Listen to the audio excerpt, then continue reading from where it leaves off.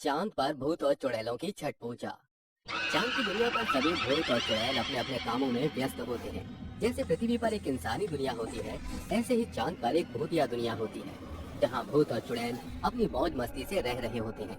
वहीं दूसरी तरफ चांद पर भूत और चुड़ैलों की छठ पूजा आने वाली थी, जिसके लिए सभी भूत और चुड़ैल अपनी अपनी तैयारियां कर रहे होते हैं।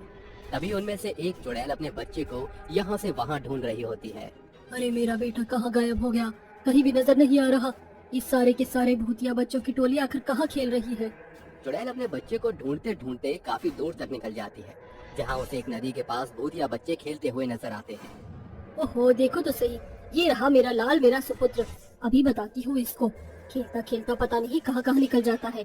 चुड़ैल अपने बेटे को पकड़ लेती है और उससे कहती है, अरे बेटा, सुबह से ये समय हो गया है और तुम अभी तक खेलने में ही लगे पड़े हो।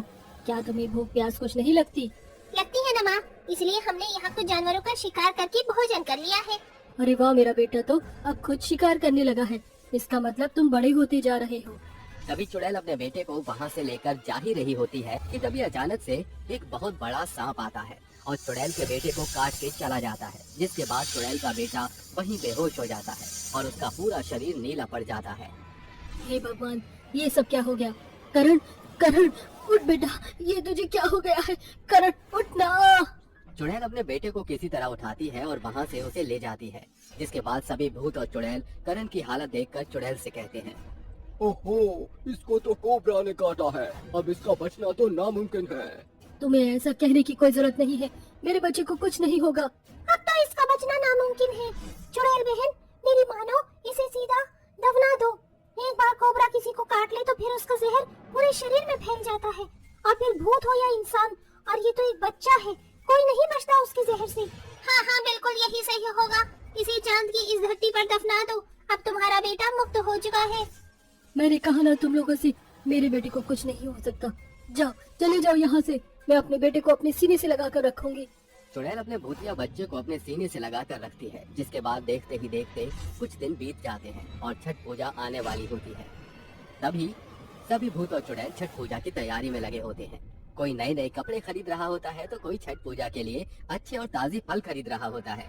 चुड़ैल ये सब अपनी खिड़की के बाहर से देख रही होती है, जिसके बाद उसे बहुत अफसोस होता है। ये सब क्या हो रहा है?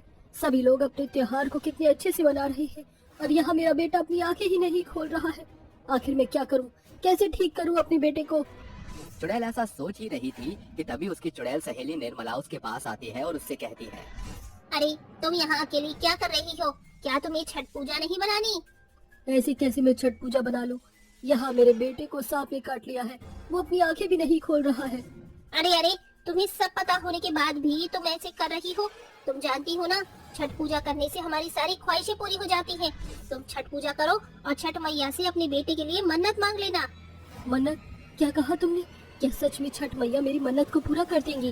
अगर तुम्हारी भक्ति में शक्ति होगी तो छठी मैया तुम्हारी जरूर सुनेंगी। इतना कहकर निर्मला वहाँ से चली जाती है, जिसके बाद चुड़ैल छठ पूजा के बारे में सोचती रहती है। वो अपने बेटे की रक्षा करने के लिए कुछ भी कर सकती थी, इसलिए वो छठ पूजा की तैयारियों में लग जाती है। उसको इतनी लगन से छठ पूजा करते हुए देख उसकी सास उससे कहती है, अरे बहू, तू ये क्या कर रही है? इधर हमारा लल्ला बीमार पड़ो है और तो ये छठ पूजा की लगी है। माँ जी, अब मेरे पास अपने बेटे को ठीक करने के लिए कोई और उपाय नहीं है, इसीलिए मैं छठ पूजा जरूर करूँगी। चुड़ैल बाजार से ताजे फूलों की माला और ताजे फल एक टोकरी में ले आती है, जिसके बाद वो गन्ने ले जाकर नदी के अंदर खड़ी होकर छठ पूजा करना शुरू करती है और ढलते हुए सूरज को अर्घ देते हुए कहती है, हे छठ मैया, मेरी पूजा को स्वीकार करो और मेरे बेटे को ठीक कर दो। इसके अलावा मेरा इस दुनिया में और कोई नहीं है। बेचारी चुड़ैल ऐसा कहकर जोर जोर से रोने लगती है और डूबते हुए सूरज को अर्घ देकर वहाँ से घर वापस चली जाती है। घर पर लौटने के बाद वो अपने बेटे की हालत देखकर रोते हुए कहती है, हे छठ मैया, अगर अब मेरा बेटा ठीक नहीं हुआ तो मेरा तुम्हारे ऊपर से विश्वास टूट जाएगा और फिर मैं कभी भी तुम्हारी छठ पूजा नहीं करूँगी। उस रात चुड़ैल अपने बेटे को सीने से लगाकर ऐसे ही सो जाती है। आधी रात के समय चुड़ैल को एक सपना आता है, जिसमें छठ मैया उससे कहती है, तुम्हें चिंता करने की कोई जरूरत नहीं है। मैं तुम्हारी अर्चना पूजा से बहुत खुश हूँ। तुम्हारी सच्ची भक्ति ने मेरा दिल जीत लिया है। तुम्हारी ख्वाहिश पूरी हो जाएगी और तुम्हारे बेटे के शरीर से सारा का सारा जहर अपने आप निकल जाएगा।